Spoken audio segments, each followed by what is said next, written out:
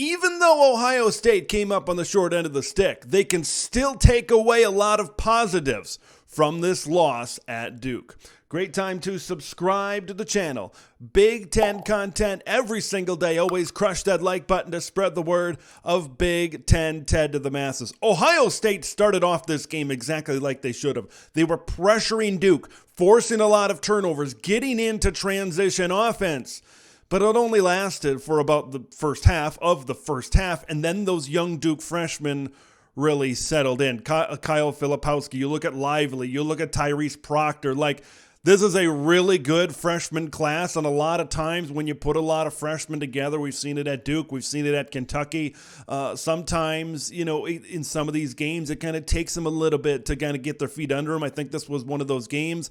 And once Duke kind of got their feet under them, this was a more talented team. This was a more athletic team than the Ohio State Buckeyes. Ohio State is still a solid team, and there's a lot of good pieces to this Ohio State ball club, but in the end, this is a more talented bunch. How they were able, because remember, what Duke does, they pressure you on the perimeter, they force turnovers, crowd gets into it, and then you get rattled, right? That's a formula for Duke to win at Cameron Indoor Stadium, and it looked like that was going to happen, right? When we were going back and forth, one possession game in the first half, and then as this game kind of progressed into the second half, Duke made a run, and they kind of kept it at 8 to 10 points for most of the ball game. But I want to give a lot of credit to Ohio State.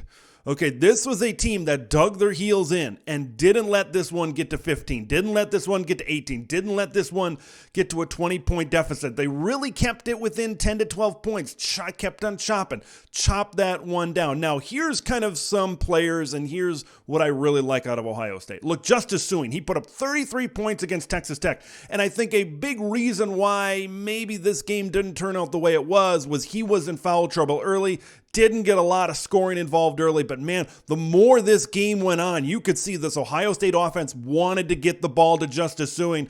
He can definitely do some damage on the inside. He can get it at 15 to 18 feet out, create off the bounce. I love him at the forward position that can also do a variety of things. And how about Zed Key down on the inside? These are two solid big men down there. But, when you compete against a 7-footer like Kyle Filipowski that Duke has, you look at Lively, these are big, athletic big men, freshmen, young players with a lot of talent, and then you look at these Ohio State players, solid inside players that just quite aren't at the size of these Duke big men. I think that's where they struggled, especially earlier in this ball game. But you look at Zed Key down the stretch. You look at Sueing down the stretch. Those guys did really well. We didn't see much from Isaac Kelly, down the stretch as well. And I tell you what, he loves to attack the basket, the Oklahoma State transfer, and if he wants to be an effective part of this offense, he's got to shoot better from the line.